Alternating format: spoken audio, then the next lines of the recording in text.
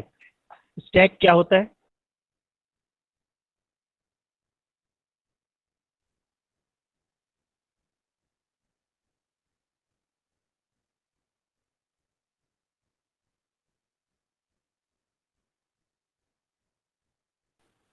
Stack क्या होता है? कोई जानता है पहले से? देखो, हम सबके घर में बुक्स तो होंगी, किताबें होंगी। मान लो आप एक टेबल चेयर पे बैठे हो और पढ़ाई कर रहे हो, और आपके सामने बहुत सारी किताबें रखी हुई है। ठीक है, एक के ऊपर एक किताबें रखी हुई है। तो उस केस में जो सबसे टॉप पर होगा, जो सबसे ऊपर किताबें होंगी, वो आपने सबसे बाद में जाकर रखा होगा, है ना। सबसे पहले जो किताब रखी होगी वो सबसे नीचे चली गई होगी, उसके बाद आपने एक और बुक रखी होगी वो उसके ऊपर, फिर थर्ड बुक उसके ऊपर, और जो सबसे आखिरी में बुक रखा होगा वो सबसे टॉप पे रहा होगा। तो ये जो स्ट्रक्चर बनता है वो कहलाता है स्टैक का। स्टैक की प्रॉपर्टी क्या होती है कि जो भी एलिमेंट, जो भी डेटा, जो भी वैल्यू आपने सबसे आखिरी में इंसर्ट किया है, सबसे आखिरी में ऐड किया है, वो वाला डेटा टॉप पे रहेगा। यानी कि जो डेटा आपने सबसे पहले इंसर्ट किया होगा, सबसे पहले ऐड किया होगा, वो सबसे बॉटम में जाके स्टोर होगा। ठीक है, अगर आप डायग्राम से देखोगे तो अगर मैंने एक डेटा स्ट्रक्चर बनाया है, ये मान लो एक डेटा स्ट्रक्चर का है, डायग्राम से अगर देखें तो आपने जो सबसे पहले एलिमेंट को दिया होगा वो यहाँ आके स्टोर्ड है। मान लो ये 10 आपने ऐड किया था, वो यहाँ आके स्टोर्ड हो गया है। सेकंड नंबर पे आपने 20 ऐड किया था, तो वो 20 यहाँ पे स्टोर होगा। फिर आपने 30 ऐड किया तो वो 30 यहाँ पे स्टोर होगा। सिमिलरली 40 और 50 आपने दो और वैल्यू ऐड किया था, तो वो 40 यहाँ आया, और ये रहा 50 आपका। अब अगर आप ध्यान से देखोगे तो इस 50 को आपने सबसे लास्ट में ऐड किया है। ठीक है, और ये जो 10 था वो सबसे पहले आपने ऐड किया था। स्टैक क्या कहता है कि आपने अपने जो एलिमेंट सबसे आखिरी में ऐड किया है, आपको कोई सा भी ऑपरेशन परफॉर्म करना होगा तो आप उसी एलिमेंट पे कर सकते हो। मतलब अगर मैं इस एलिमेंट से, इस स्टैक से, ये जो स्ट्रक्चर है इसको स्टैक कहते हैं, अगर मैं इस एलिमेंट, इसमें सारे वैल्यू में 2 ऐड करना चाहूंगा मान लो, तो सबसे टॉप पर जो एलिमेंट है सिर्फ उस पे हम कर सकते हैं। एरे के केस में हम लोग क्या करते थे, किसी भी एलिमेंट को उसके इंडेक्स नंबर से हम यूज कर सकते थे, है ना। बीच के किसी एलिमेंट में भी हम 5 से मल्टीप्लाई कर सकते थे, उसको प्रिंट करा सकते थे, कुछ भी। लेकिन स्टैक आपको थोड़ा लिमिट कर देता है। वो ये कहता है कि जो भी एलिमेंट टॉप पर है, आप सिर्फ और सिर्फ उसी एलिमेंट पे ऑपरेशन कर सकते हो। और टॉप पे कौन सा एलिमेंट होगा? जो एलिमेंट आपने सबसे आखिरी में ऐड किया था। ठीक है, यानी आपको अगर इस 10 का कोई काम है, 10 पे कुछ करना है, तो आपको इस 10 के ऊपर के सारे एलिमेंट को यहाँ से रिमूव करना होगा। आप उन सारे एलिमेंट को यहाँ से रिमूव करोगे, तब आपके पास 10 जो है वो टॉप पर आएगा, और फिर आप उसमें कोई ऑपरेशन परफॉर्म कर सकते हो। अब आप सोचोगे कि सर ये तो बहुत ही लेंदी काम बता रहे हो आप, अगर ये मैंने 100 एलिमेंट का कोई स्टैक बना लिया है और सबसे आखिरी वाले एलिमेंट से हमें, मुझे कुछ काम है, तो उसके ऊपर के 99 एलिमेंट को मुझे हटाना पड़ेगा। हाँ, बिल्कुल ऐसा ही होगा। स्टैक जो कहता है वो ये, जो एलिमेंट सबसे लास्ट में ऐड हुआ था वही वाला एलिमेंट आप सबसे पहले यूज कर सकते हो। जो एलिमेंट आपने सबसे पहले ऐड किया है उस एलिमेंट को यूज करने के लिए उसके ऊपर के सारे एलिमेंट को आपको हटाना पड़ेगा। यानी हम इसको कह सकते हैं कि स्टैक का कोई भी ऑपरेशन जो है वो सिर्फ और सिर्फ टॉप से किया जा सकता है। टॉप पे वो एलिमेंट होगा जो सबसे आखिरी में आया है। अब आपके दिमाग में ये आ सकता है कि सर इसका यूज कहाँ है? तो आपने फर्स्ट यूनिट में पढ़ा होगा रिकर्जन। स्टैक का यूज हम लोग रिकर्जन वाले फंक्शन में करते हैं, या जब भी कोई फंक्शन कॉल होता है, फंक्शन कॉल में भी हम स्टैक यूज करते हैं। जैसे आपने सबसे पहले क्या लिखा होता है? मेन। ठीक है, तो मेन नाम का एक फंक्शन बनाया है आपने, तो एक स्टैक बना होता है मेमोरी में। जब डायनेमिक मेमोरी एलोकेशन पढ़ाया था तब भी ये डायग्राम आया था। उसमें एक पोर्शन होता है स्टैक के नाम का। तो जब मेन कॉल हो रहा है तो ये मेन जो है वो स्टैक में आके स्टोर हो गया। फिर आपने यहाँ पे कुछ लाइनें लिखी होंगी। मान लो यहाँ पे आपने एक कोई फंक्शन कॉल किया है फन नाम का, तो क्या होगा, ये मेन इस स्टैक में यहाँ पे आके स्टोर हो गया और अब हम फन को कॉल कर रहे हैं तो फन एग्जीक्यूट हो रहा है। फन के एग्जीक्यूशन के बाद हो सकता है आपको एक और दूसरा फंक्शन कोई कॉल हुआ होगा। फन की बॉडी जब आप लिखोगे तो फन की बॉडी के अंदर एक तीसरा कोई फंक्शन रहा होगा, कोई भी एज्यूम कर लेते हैं, एफ ए कुछ भी। तो जब आपने पहले मेन को कॉल किया, मेन से हम फन पे चले गए तो मेन जो है वो स्टैक में जाकर स्टोर हो गया। अब फन एग्जीक्यूट हो रहा है, फन को जब एग्जीक्यूट किया तो वहां पे एक कोई तीसरा फंक्शन कॉल आ गया है, तो उस केस में ये फन जो है ये फिर जाके मेमोरी में स्टोर हो जाएगा। यानी यहाँ पे सबसे नीचे में मेन है और यहाँ पे फन नाम का फंक्शन जो बनाया था वो आ गया। ठीक है, अब मान लो ये जो तीसरा फंक्शन था ये कोई एक वैल्यू रिटर्न करता है, तो हम लोग प्रैक्टिकली जानते हैं ये वैल्यू रिटर्न करेगा तो किसको रिटर्न करेगा, जिस फंक्शन ने इसको कॉल किया है, यानी कि ये वैल्यू रिटर्न होके आएगा फन नाम के फंक्शन में।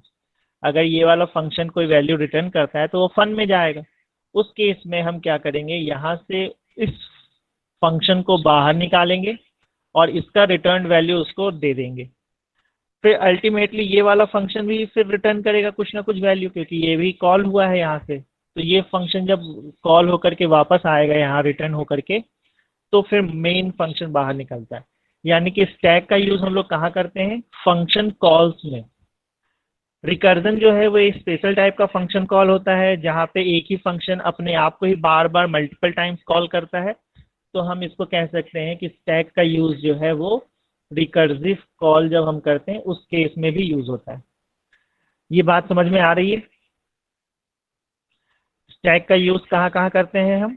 स्टैक का यूज फंक्शन कॉल में और रिकर्सिव फंक्शन कॉल जब हम करते हैं उस केस में भी। ठीक है, चलो ये तो हुआ हमारा फंक्शन कॉल। स्टैक होता क्या है? स्टैक को अगर डिफाइन करने के लिए आपसे कहा जाए तो आप कैसे डिफाइन करोगे? Stack is a non primitive linear data structure. Non primitive का मतलब ये पहले से बना हुआ नहीं रहता। प्रिमिटिव डेटा स्ट्रक्चर कौन कौन से हैं? इंट है, कैरेक्टर है, फ्लोट है, ये सारे प्रिमिटिव डेटा स्ट्रक्चर हैं। नॉन प्रिमिटिव डेटा स्ट्रक्चर में आता है स्टैक और क्यू। ठीक है, तो ये हो गया एक नॉन प्रिमिटिव डेटा स्ट्रक्चर। और इसकी प्रॉपर्टी क्या होती है कि ये एक लीनियर डेटा स्ट्रक्चर है। जैसे एरे होता था वैसा ही स्टैक भी होता है। एरे और स्टैक में डिफरेंस क्या है? एरे के केस में हम किसी भी एलिमेंट को किसी भी वक्त यूज कर सकते थे, लेकिन स्टैक की प्रॉपर्टी है कि जो एलिमेंट सबसे लास्ट में आया है वही एलिमेंट सबसे पहले यूज होगा, और वो सिर्फ एक ही एंड से यूज करते हैं हम, और उस एंड को कहते हैं टॉप। आप अगर एरे में एलिमेंट ऐड करना चाहते थे तो आप बिगिनिंग में भी एलिमेंट ऐड कर सकते थे, मिडिल में भी कहीं ऐड कर सकते थे, और लास्ट में भी कहीं ऐड कर सकते थे। लेकिन अगर आपने स्टैक बनाया है तो आप जब भी एडिशन करोगे तो वो टॉप पे ही एडिशन होगा, जब भी डिलीशन करोगे तो वो टॉप एलिमेंट ही डिलीट होगा। ठीक है, यानी कि स्टैक हमें लिमिट कर देता है कि हम एक ही एंड से ऑपरेशन कर सकते हैं। एडिशन डिलीशन जो भी आपको करना है वो सब एक ही एंड से होगा। आया समझ में? अब देखो, जब स्टैक एरे हम लोग पढ़ रहे थे तो एरे के केस में भी हमें कुछ ना कुछ टर्म्स के बारे में पढ़ना था। वैसे ही स्टैक के केस में भी होते हैं, कुछ टर्म्स हैं जो हमें पढ़ने होते हैं। एरे के केस में जब हम एलिमेंट को इंसर्ट करते थे तो हम कहते थे, कोई एलिमेंट ऐड करते थे एरे के केस में तो हम बोलते थे ये इंसर्शन हो रहा है ना? आपने इंसर्शन ऑपरेशन भी पढ़ा था सेकेंड यूनिट में। बिगिनिंग में इंसर्शन, मिडिल में इंसर्शन, लास्ट में इंसर्शन। उसी तरह से डिलीशन ऑपरेशन भी पढ़ा था आपने। बिगिनिंग से डिलीट करते हैं, मिडिल से डिलीट करते हैं और लास्ट से डिलीट करते हैं। सिमिलरली जब हम स्टैक यूज करते हैं तो स्टैक में कुछ स्पेशल टर्म्स हैं जो हमें यूज करना होगा। जब भी हम कोई एलिमेंट ऐड करेंगे, यानी कोई नया एलिमेंट इंसर्ट करने वाले हैं, तो हम स्टैक के केस में इंसर्शन नहीं बोलते, बल्कि हम बोलते हैं कि हमने एक एलिमेंट को पुश किया है। हो रहा है इंसर्शन ही है, लेकिन उसका टर्म बदल गया, अब हम पुश कहेंगे। यानी आपको जब भी डेटा स्ट्रक्चर में कहीं पे भी पुश वर्ड सुनाई दे या दिखाई दे तो आपको समझना है कि हम स्टैक की बात कर रहे हैं। ठीक है, इंसर्शन डिलीशन एरे के केस में बोलते हैं। एलिमेंट को ऐड करना है स्टैक में तो हम पुश कहेंगे, ठीक है। वैसे ही आगे चल के हम लोग क्यू के बारे में पढ़ेंगे तो वहां पे भी हम कुछ नए टर्म्स को देखेंगे, ठीक है। अभी फिलहाल स्टैक पे फोकस करते हैं। पुश ऑपरेशन क्या होता है कि अगर हमने स्टैक के टॉप पर कोई नया एलिमेंट ऐड किया है तो वो कहलाता है पुश ऑपरेशन। यानी अल्टीमेटली पुश ऑपरेशन के बाद हमारे स्टैक की साइज बढ़ जाएगी, टॉप पर कोई नया एलिमेंट आ जाएगा। जैसे डायग्राम से अगर दिखाऊं, ये स्टैक आपके पास पहले से था, इसमें कोई वैल्यू स्टोर्ड है 1 2 3 4, मान लो ये ओरिजिनल स्टैक था। तो इस केस में टॉप क्या है, ये वाली वैल्यू टॉप है। अब आपको यूजर ने कहा कि एक नई वैल्यू है 20, वो इस स्टैक में ऐड कर दो। तो आप कहाँ ऐड करोगे, टॉप लोकेशन पे। तो टॉप लोकेशन पे ऐड करने के लिए आपको करना क्या पड़ेगा, सबसे पहले टॉप की वैल्यू को इंक्रीज करना होगा। टॉप अभी इसको पॉइंट कर रहा था, अब टॉप इसको पॉइंट करने लगेगा, ठीक है। और इस जगह पे हम फिर 20 लाकर स्टोर कर देंगे। जब भी एडिशन डिलीशन होगा तो टॉप पे ही होगा। एडिशन करना है तो पहले टॉप की वैल्यू को इंक्रीज करो। ओरिजिनली टॉप की वैल्यू क्या थी, 0 1 2 3, टॉप की वैल्यू थी 3, अब टॉप की वैल्यू क्या है 4। आ रहे समझ में। तो ये जो एडिशन हुआ इसको कहते हैं पुश ऑपरेशन, ठीक है। सिमिलरली अगर हमें इस एरे में से कुछ डिलीट करना है, ठीक है। अभी मान लो आपका ये एरे है और इस एरे में से मुझे कुछ डिलीट करना है, तो जो टॉप पे होगा वही डिलीट हो सकता है। मान लो मुझे इस 20 को डिलीट करना है तो मैं क्या करूंगा, एक नया ऑपरेशन परफॉर्म करूंगा और उस ऑपरेशन का नाम है पॉप, POP। पुश का मतलब ऐड करना, पॉप का मतलब डिलीट करना। और फिर से वही कहानी होगी, डिलीशन जो भी करेंगे हम वो टॉप एलिमेंट से ही डिलीट करते हैं। यानी कि सबसे पहले जो डिलीट होगा वो सिर्फ ये 20 ही डिलीट हो सकता है। तो डिलीशन के बाद आपका डायग्राम कैसा बन जाएगा, ये यहाँ से डिलीट हो गया, ये यहाँ से डिलीट हो गया और टॉप की वैल्यू अब फिर चेंज होकर के आ गई 3 पर। आ रहा है समझ में। तो अगर आपसे वाइवा में या कहीं इंटरव्यू में पूछता है कि पुश और पॉप ऑपरेशन बताओ तो आप बता सकते हो। पुश ऑपरेशन का मतलब सबसे पहले आपको ये बताना होगा कि पुश जो टर्म है वो हम सिर्फ और सिर्फ स्टैक के लिए यूज करते हैं। पुश का मतलब हम अपने एक स्टैक में एक न्यू वैल्यू को ऐड कर रहे हैं। वो जो न्यू वैल्यू ऐड होगा वो हमेशा टॉप पर ही ऐड होगा, ठीक है। एडिशन के लिए हमें सबसे पहले टॉप की वैल्यू को इंक्रीज करनी पड़ेगी, देन हम उस न्यू लोकेशन पे वैल्यू को स्टोर करा सकते हैं और ये ओवरऑल ऑपरेशन जो कहलाएगा वो पुश ऑपरेशन कहलाएगा। सिमिलरली पॉप ऑपरेशन क्या होता है, पॉप ऑपरेशन हम लोग यूज करते हैं डिलीशन के लिए। अगर हमें अपने एरे में से किसी वैल्यू को डिलीट करना है, जो कि डिलीशन कहाँ से परफॉर्म होगा, टॉप लोकेशन से ही होगा, तो हम कहेंगे कि वो पॉप ऑपरेशन है। तो पुश का मतलब एडिशन, इंसर्शन, पॉप का मतलब डिलीशन। आ रहा है समझ में।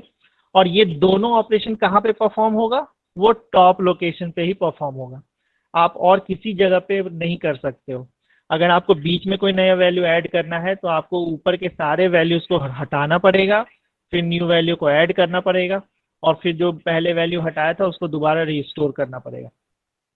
आ रहा है समझ में, ठीक है। और भी कुछ टर्म्स हैं जो हम लोग अभी देखेंगे। ये पुश, पॉप और टॉप ये तीनों बहुत इंपॉर्टेंट है, वो याद रखना। एक टर्म आता है क्रिएट नाम से।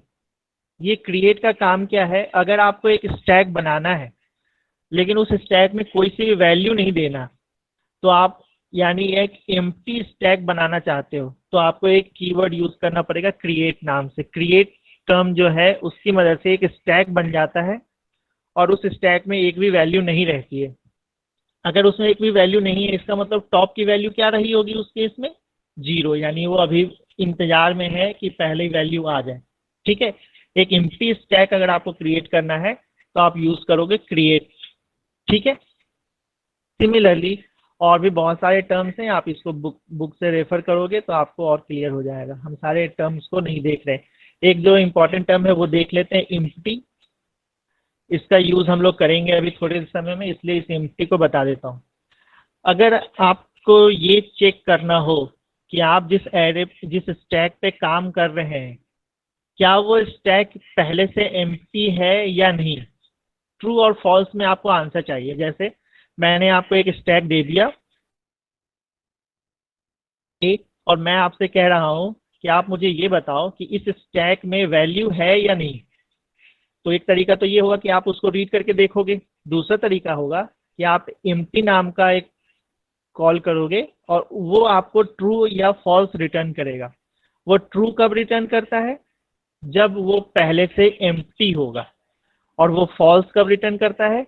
जब वो एम्प्टी नहीं होगा। यानी अगर एक स्टैक को मुझे ये देखना है कि वो एम्प्टी है या नहीं, तो मैं एम्प्टी को कॉल करूंगा। वो ट्रू अगर रिटर्न कर रहा है, इसका मतलब कि वो स्टैक पहले से एम्प्टी था। अगर वो फॉल्स रिटर्न कर रहा है, तो इसका मतलब वो एम्प्टी नहीं था, उसमें एटलीस्ट वन वैल्यू है। आया समझ में? तो अभी हमने मोटा मोटी चार टर्म्स को देखा है। पहला टर्म देखा था पुश। पुश मतलब हम इंसर्ट कर रहे हैं टॉप लोकेशन पे। दूसरा टर्म देखा पॉप, हम डिलीट कर रहे हैं टॉप लोकेशन से। क्रिएट, एक एम्प्टी स्टैक को क्रिएट करने के लिए। और एक तीसरा है एम्प्टी नाम का, वो आपको ट्रू या फॉल्स रिटर्न करेगा। ट्रू रिटर्न करता है जब स्टैक पहले से एम्प्टी है, फॉल्स रिटर्न करता है जब वो स्टैक एम्प्टी नहीं है। उसके अलावा आपको होमवर्क के रूप में आप ये देख सकते हो, आपको एक टर्म है पीप नाम से, इसकी फंक्शन आप देख लेना। और एक फंक्शन एक और भी है, उसको भी मैं बता देता हूँ। ठीक है, ये पीप नाम का एक होता है, इसको भी आप देख लेना बुक से पढ़ के। और एक होता है पीक नाम का, पीप एंड पीक। ठीक है, ये दोनों चीजें आप लोग बुक से पढ़ोगे, कुछ समझने में दिक्कत है तो मुझे बताना। इसके एप्लीकेशंस के लिए देखें तो आप इसके एप्लीकेशन देख सकते हो। मैंने दो एप्लीकेशन ऑलरेडी बता दिया है। फंक्शन कॉल जब हम करते हैं तब वहाँ यूज़ होता है, रिकर्सिव कॉल जब हम करते हैं तो वहाँ पे स्टैक यूज़ होता है। उसके अलावा और बहुत सारे एप्लीकेशन आप ये देख सकते हो। एक एप्लीकेशन आपके सामने लिखा हुआ है कि हम किसी भी वर्ड को रिवर्स ऑर्डर में अगर प्रिंट करना चाहते तो उसके लिए स्टैक यूज़ कर सकते हैं। कैसे काम करेगा? जैसे मैं बताऊं एक एग्जांपल लेके। मेरे पास एक वर्ड है डीएसए, छोटा सा एग्जांपल लेते हैं। ये डीएसए है, इसे मुझे रिवर्स ऑर्डर में प्रिंट कराना है। यानी मैं चाहता हूं ए, एस और डी प्रिंट हो जाए। ठीक है, मैं इसे रिवर्स ऑर्डर में प्रिंट करना चाहता हूं, तो मैं क्या करूंगा, इस डीएसए को एक स्टैक में इंसर्ट करूंगा, बाद में फिर उसमें से उसको रिमूव कर दूंगा। कैसे काम करेगा? इस डीएसए को मुझे स्टैक में ऐड करना, तो सबसे पहले क्या ऐड होगा? डी। वो डी कहाँ चला जाएगा? यहाँ। फिर टॉप की वैल्यू यहाँ पे आ चुकी है। फिर नेक्स्ट टर्म को हम ऐड करेंगे एस, तो एस यहाँ पे आ गया। फिर लास्ट वर्ड कौन सा, लेटर कौन सा है? ए, तो मैंने ए यहाँ यूज कर दिया। ठीक है, अब मैं क्या करता हूँ, ये हमारा स्टैक बन गया। अब इस स्टैक में से मैं वन बाय वन एलिमेंट को बाहर निकाल के प्रिंट करवा दूँ। तो आप देखोगे टॉप पे अभी कौन सा लेटर है? ए, तो सबसे पहले बाहर होके प्रिंट कौन सा होगा? ए। फिर कौन सा लेटर प्रिंट होगा? एस। फिर कौन सा लेटर प्रिंट होगा? डी। यानी आपको कहीं पे एक ऐसा प्रॉब्लम दिया है जिसको रिवर्स ऑर्डर में यूज करना है, तो आप एक स्टैक यूज कर सकते हो। इस स्टैक के मदद से हम किसी भी वर्ड को रिवर्स ऑर्डर में प्रिंट करा सकते हैं। उसके अलावा दो तीन एप्लीकेशन यहाँ और भी लिखे हुए हैं, वो आपको अभी फिलहाल समझने में दिक्कत आएगी। एक टर्म होता है पार्सिंग। आप लोग जब फाइनल ईयर में आओगे तो एक सब्जेक्ट मिलता है कंपाइलर डिजाइन नाम से। कंपाइलर डिजाइन में हम पार्सिंग यूज करते हैं, तो ये वहां पे अच्छे से समझ में आ जाएगा। ठीक है, किसी भी एक्सप्रेशन को कन्वर्जन, ये वाला टर्म बहुत इंपॉर्टेंट है। एक्सप्रेशन को कन्वर्ट करने के लिए भी हम यूज करते हैं। अभी चल के हम ये पढ़ेंगे थोड़े समय के बाद, एक दो दिन के बाद हम ये टॉपिक पढ़ेंगे भी। उसके टॉपिक का नाम है इनफिक्स, प्रीफिक्स और पोस्टफिक्स। ठीक है, ये टॉपिक जब हम लोग पढ़ेंगे तो वहां पे भी देखेंगे कि ये करने के लिए हमें स्टैक यूज करना होता है। ये होता क्या है, एक छोटा सा एग्जांपल मैं आपको बता दूं अभी। अच्छा एक बात बताओ, मान लो मेरे पास एक नंबर दिया हुआ है ए प्लस बी। ठीक है, ए और बी के अंदर कोई भी वैल्यू आप मान सकते हो। मुझे इसको इवेल्युएट करना है।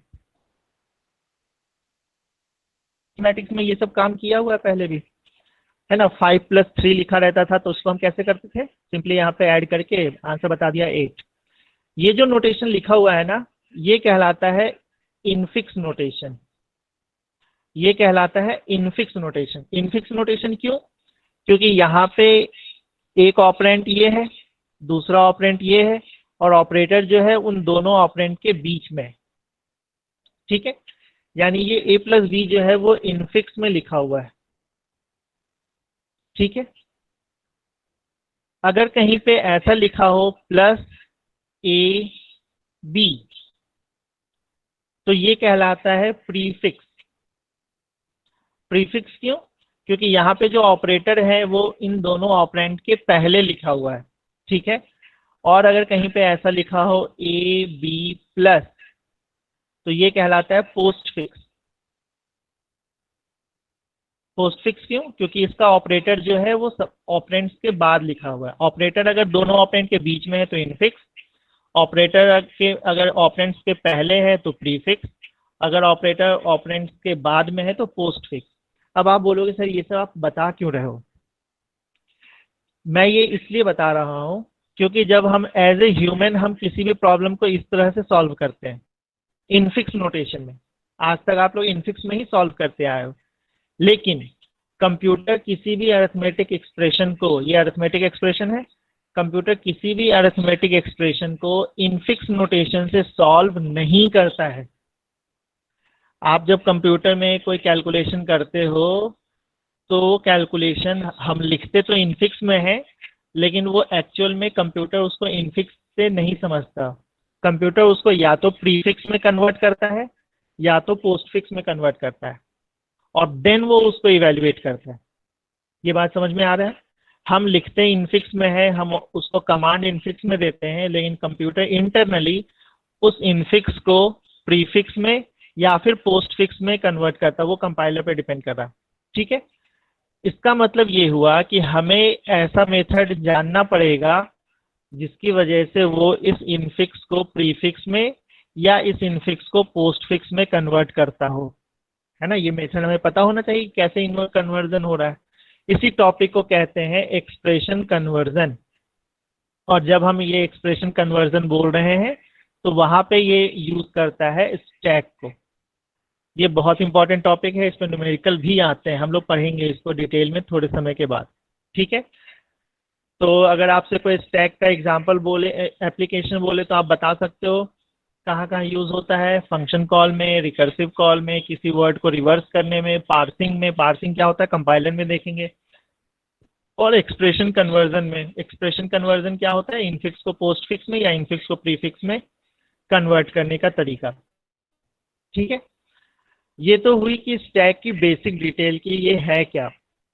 अब हमें ये देखना होगा कि जिस तरह से हम अपने एरे को मेमोरी में रिप्रेजेंट कर रहे थे, आप याद करो 2 डायमेंशनल एरे खास तौर से, वहां पे हमने 2 मेथड पढ़ा था, रो कॉलम मेजर और कॉलम मेजर ऑर्डर, है ना। याद करो ये 2 डायमेंशनल एरे में पढ़ा था, रो मेजर ऑर्डर और कॉलम मेजर ऑर्डर। उसी तरह हम जब कोई स्टैक बना रहे हैं तो उस स्टैक को मेमोरी में रिप्रेजेंट कैसे करेंगे? हमने बोल तो दिया कि भाई ये स्टैक है, ये टॉप वाले लोकेशन पे ही हम सारे काम करेंगे, लेकिन वो मेमोरी में कैसे स्टोर होगा? ठीक है, तो उसके लिए हमारे पास 2 मेथड है। पहला मेथड है एरे रिप्रेजेंटेशन और दूसरा मेथड है लिंक्ड लिस्ट रिप्रेजेंटेशन। अभी आपने लिंक लिस्ट को नहीं पढ़ा है, हम पहले एरे रिप्रेजेंटेशन को देखते हैं, फिर मैं अपनी तरफ से कोशिश करूंगा कि लिंक लिस्ट रिप्रेजेंटेशन भी आपको समझ में आ जाए। समझ में आ रहा है ये टॉपिक क्यों पढ़ रहे हैं? आपसे एग्जाम में पूछा भी जा सकता है, discuss about the memory representation of stack. तो आप इसको इन दोनों मेथड के बारे में लिखोगे वहां की, एरे की मदद से हम स्टैक को कैसे बना सकते हैं, स्टोर करा सकते हैं, लिंक्ड लिस्ट की मदद से हम कैसे स्टोर करा सकते हैं। ठीक है, सबसे पहले हम आते हैं एरे की मदद से हम इसको कैसे करते हैं। ये सब बहुत इंपॉर्टेंट टॉपिक चल रहा है। एरे रिप्रेजेंटेशन, अब देखो हमारे पास 3-4 चीजें हैं जो हमें रिवाइज दिमाग में रखना पड़ेगा। पहली बात तो ये कि जो भी डेटा एलिमेंट ऐड हो रहा है वो कंटिन्यूअस हो सकता है, कंटिन्यूअस नहीं भी हो सकता है। अगर हम स्टैक को इम्प्लीमेंट कराना चाहते हैं एरे की मदद से, तो अभी हम बोल देते हैं कि सारे लोकेशन जो हैं वो कंटिन्यूअस होने चाहिए, हालांकि ये कोई ज़रूरी नहीं है। खैर, हमें सारे वैल्यूज जो भी ऐड करने हैं स्टैक में वो सब कंटिन्यूअस लोकेशन पे चाहिए। दूसरी बात, हमें एक टॉप लोकेशन चाहिए जहां से हम एलिमेंट को ऐड करें या हम डिलीट करें।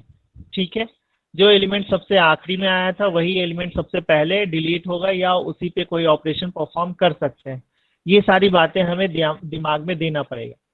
दूसरी चीज जो है वो ये कि हम एरे यूज कर रहे हैं। एरे की खुद की भी कुछ लिमिटेशन होती है, जैसे एरे का साइज हमें पहले ही बताना होता है, उस साइज से ज्यादा एलिमेंट हम ऐड नहीं कर सकते। ठीक है, तो अभी हम इसमें रिप्रेजेंटेशन में देखेंगे कुछ टर्म्स को, जैसे एक मैक्स स्टैक। ये आपको क्या बता रहा है, उस एरे की मैक्सिमम साइज क्या होगी। ठीक है, हो सकता है उतने एलिमेंट आप ऐड करो, हो सकता है उससे कम एलिमेंट भी ऐड हो सकता है। दूसरी बात हमें एक ध्यान देना है कि टॉप इक्वल टू 0 या नल, अगर ये वैल्यू लिखा हुआ है कहीं तो इसका मतलब ये होगा कि अभी हमारा स्टैक एम्प्टी है, उसमें कोई सी वैल्यू नहीं है। जब हम इसको एक्चुअल प्रोग्रामिंग में करेंगे तो टॉप की वैल्यू -1 करना होगा। ऐसा क्यों बोला मैंने, क्योंकि एरे का स्टार्टिंग इंडेक्स 0 होता है, ये 1 होगा, ये 2 होगा, तो हम टॉप इक्वल टू 0 अगर लिखेंगे तो वो तो यहाँ पे हो गया। जब हम इसको प्रोग्राम में बनाएंगे तो एम्प्टी स्टैक के लिए हम -1 यूज करते हैं। आपको इन दोनों में कंफ्यूजन हो तो आप सीधे नल यूज किया करो, नल का मतलब वो एम्प्टी है। ठीक है, सेकेंड यूनिट में भी हमने देखा था कहीं कहीं मैनिपुलेशन थोड़ा सा करना पड़ता है हमें, क्योंकि हमारा एरे 0 से स्टार्ट हो रहा है इंडेक्स नंबर, लेकिन एल्गोरिदम में हम 0 को किसी और रूप से भी लिख सकते हैं। ठीक है, ये सारी बातें हमें दिमाग में रखनी पड़ेगी। अब हम आ जाएं इसके रिप्रेजेंटेशन को थोड़ा और डिटेल में देखते हैं।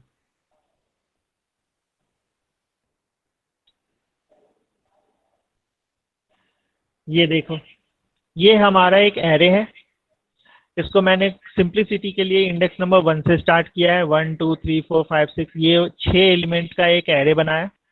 तो मैक्स स्टैक की वैल्यू क्या हो जाएगी, 6। मैक्सिमम 6 एलिमेंट वो रख सकता है। टॉप की वैल्यू अगर 0 होती, इसका मतलब वो यहाँ कहीं होता, इसका मतलब उस एरे में, उस स्टैक में कोई भी वैल्यू है ही नहीं। हम जब इस एलिमेंट 1 बाई 1 ऐड करेंगे यानी पुश ऑपरेशन परफॉर्म करेंगे तो क्या होगा, टॉप की वैल्यू 0 से बढ़कर 1 हो जाएगी, टॉप अब यहाँ आ जाएगा और हम यहाँ पे एक वैल्यू ऐड कर देंगे। सिमिलरली जब सेकंड वैल्यू ऐड करना है तो टॉप की वैल्यू बढ़कर यहाँ आ जाएगी 2 के पास, और हम यहाँ पे फिर एक नई वैल्यू को असाइन कर देंगे। फिर टॉप की वैल्यू और इंक्रीज होकर के 3 के पास आ जाएगी और हम एक यहाँ नई वैल्यू ऐड कर देंगे। ये पुश ऑपरेशन होगा। पॉप ऑपरेशन करना है यानी डिलीट ऑपरेशन करना है तो सबसे पहले क्या करेंगे, इसी का रिवर्स ऑर्डर में ये वाला एलिमेंट यहाँ से रिमूव कर दिया और टॉप की वैल्यू डिक्रीज करके यहाँ आ जाएगी। ठीक है, यही होगा ना। तो अब हम देखने वाले हैं कि एरे की मदद से मुझे एक स्टैक बनाना था और उसमें मैं पुश ऑपरेशन या पॉप ऑपरेशन कैसे कर सकता हूँ। यही है हमारा मेमोरी रिप्रेजेंटेशन। एक स्टैक बनाना है हमें एरे की मदद से, और उस स्टैक में हम एक पुश ऑपरेशन परफॉर्म करेंगे, थोड़े समय बाद पॉप ऑपरेशन परफॉर्म करेंगे। तो इसके एल्गोरिदम को हमें चेक करना है। चलो देखते हैं इसका एल्गोरिदम क्या कहता है।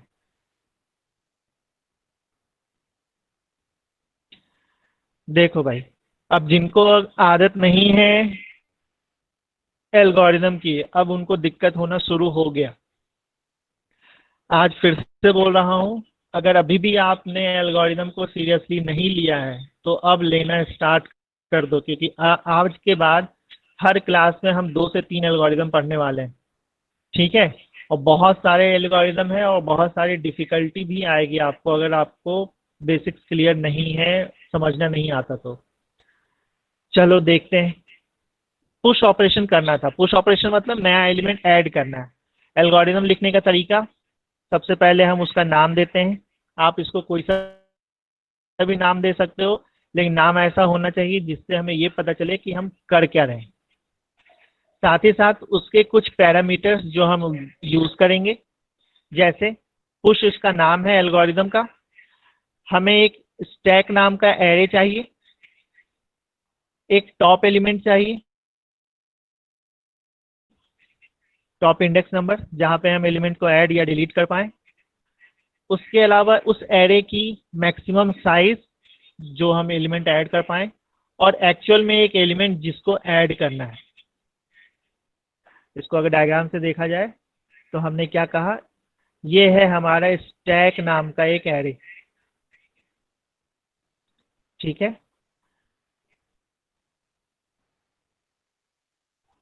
मैक्स स्टैक में मैंने इसकी मैक्सिमम साइज बता दी कि 100 होगा, 200 होगा, 50 होगा। वो मैक्सिमम एलिमेंट है कि इतने ही होंगे, इससे ज्यादा नहीं होंगे। एक पॉइंटर चाहिए, एक टॉप चाहिए, जिसकी मदद से हम ये बोल पाए कि इस जगह पे हमें वैल्यू ऐड करना है। ठीक है, और एक वैल्यू चाहिए जिसको एक्चुअल में यहाँ पे ऐड करोगे। ठीक है, ये सारी चीजें हमें चाहिए होगी। आगे देखते हैं। अब देखो मुझे, आपने उसके बाद हम क्या लिखते हैं, एक दो लाइन का डिस्क्रिप्शन कि भाई इस एल्गोरिदम में हम कर क्या रहे हैं। तो इस एल्गोरिदम में हम एक एलिमेंट को पुश कर रहे हैं स्टैक में। ठीक है, दूसरी बात, अब जब हम एलिमेंट को ऐड कर ले हैं उस तो हमें कुछ चीजें चेक करनी पड़ेगी। क्या चेक करना पड़ेगा, आपने एक स्टैक बना रखा है, आप एक नई वैल्यू को ऐड कर रहे हो। ये पॉसिबिलिटी है या नहीं कि वो जो नया एलिमेंट है उसके एडिशन के बाद हमारा स्टैक अपने मैक्सिमम साइज को क्रॉस कर जाए। हो सकता है ना, मान लो हमने एक एलिमेंट ऐड किया, यहाँ पे आके स्टोर हो गया, फिर दूसरा एलिमेंट यहाँ स्टोर हो गया, तीसरा यहाँ, चौथा यहाँ, पांचवा, छठवां यहाँ। अब जब मैं सातवां एलिमेंट ऐड करूंगा तो वो तो मैक्सिमम साइज क्रॉस कर गया। तो जब भी हम एक एलिमेंट को ऐड करेंगे तो हमें एक कंडीशन चेक करना होता है कि क्या हमारा स्टैक एम्प्टी है या नहीं। या फिर हम इसको दूसरे तरह से बोल सकते हैं कि क्या मेरा स्टैक की टॉप लोकेशन उस एरे के मैक्सिमम साइज को क्रॉस तो नहीं कर गया। तो हम सबसे पहले चेक करेंगे एक कि हमारे स्टैक की टॉप की वैल्यू मैक्स स्टैक तो नहीं है। मैक्स स्टैक क्या है, हमारे एरे की मैक्सिमम साइज।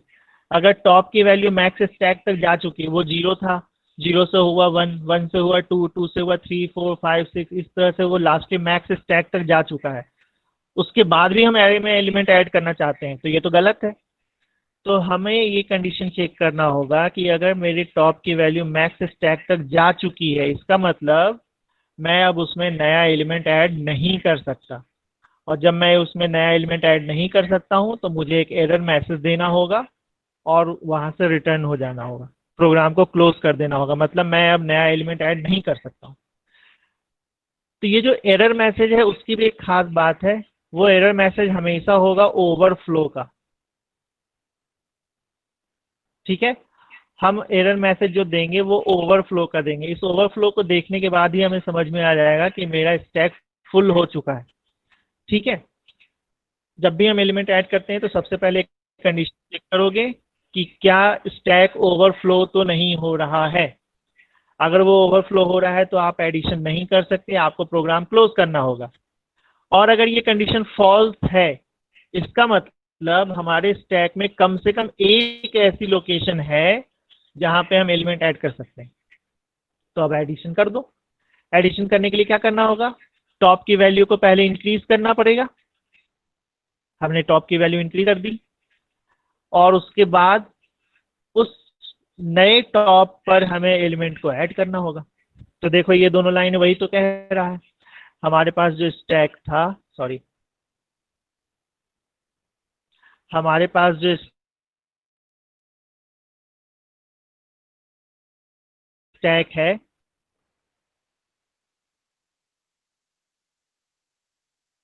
पहले से स्टोर्ड है। मुझे एक नई वैल्यू 20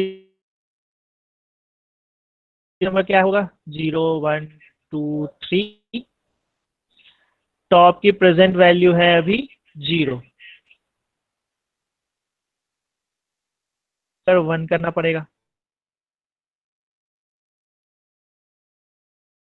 चुका है, जब टॉप यहाँ पे आ चुका,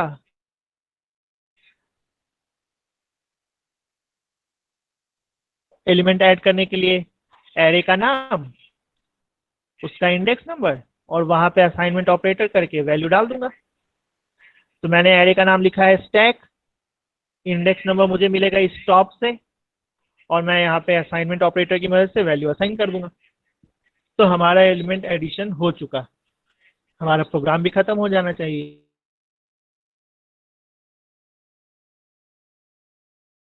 ये आया समझ में? एडिशन जब भी हम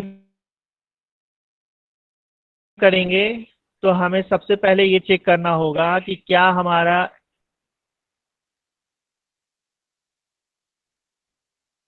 फ्लो होगा, तो हम उसको प्रोग्राम को क्लोज करके बाहर आ जाएंगे।